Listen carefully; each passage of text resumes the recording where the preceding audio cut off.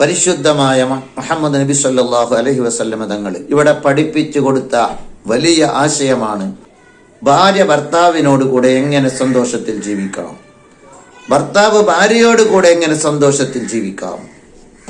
എല്ലാം കൃത്യമായി മുഹമ്മദ് നബി സല്ലല്ലാഹു അലൈഹി വസല്ലമ തങ്ങൾ ഇവിടെ പഠിപ്പിച്ചിട്ടുണ്ട്.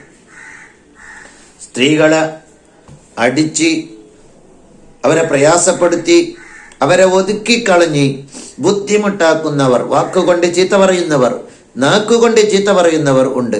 അതുപോലെ കൈകൊണ്ട് അടിച്ച് പ്രയാസപ്പെടുത്തുന്നവരുണ്ട്. എന്നാൽ അങ്ങനെ അനാവശ്യമായി അടിക്കുന്നതും ചീത്ത പറയുന്നതും പ്രയാസപ്പെടുത്തുന്നതും മുഹമ്മദ് നബി സല്ലല്ലാഹു അലൈഹി വസല്ലമ തങ്ങൾ വിലക്കിയിട്ടുണ്ട്.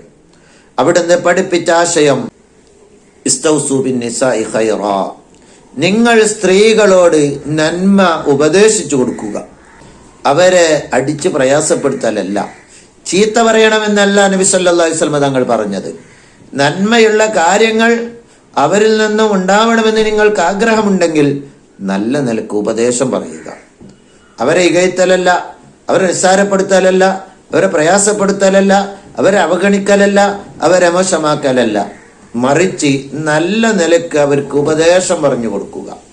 അപ്പോൾ സൈക്കോളജിസ്റ്റുകളോട് ചോദിച്ചു നോക്കൂ, അടിക്കൽ ഒരു കാര്യത്തിന്റെ ഫലമല്ലെന്ന് അവർ പറയാറുണ്ട്.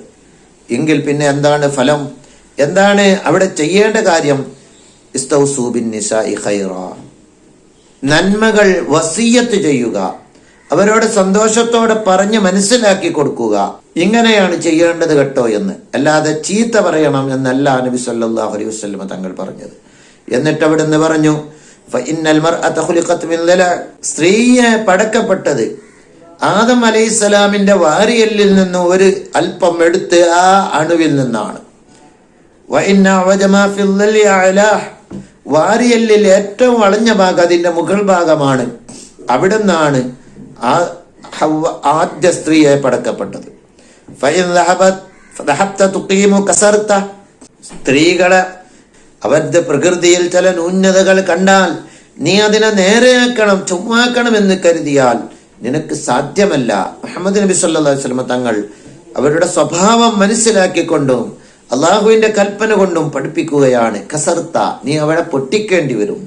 വൈൻ തറക്തഹു ലം യസൽ അഅവജ, നീ അവരെ അങ്ങനെ അങ്ങ് ഉപേക്ഷിക്കുകയാണെങ്കിൽ, വസിയ്യത്തൊന്നും ചെയ്യാതെ അവർക്ക് ഉപദേശങ്ങൾ പറഞ്ഞു കൊടുക്കാതെ അങ്ങനെ അങ്ങ് നിലനിർത്തുകയാണെങ്കിൽ അവർ വളഞ്ഞുകൊണ്ടേയിരിക്കും.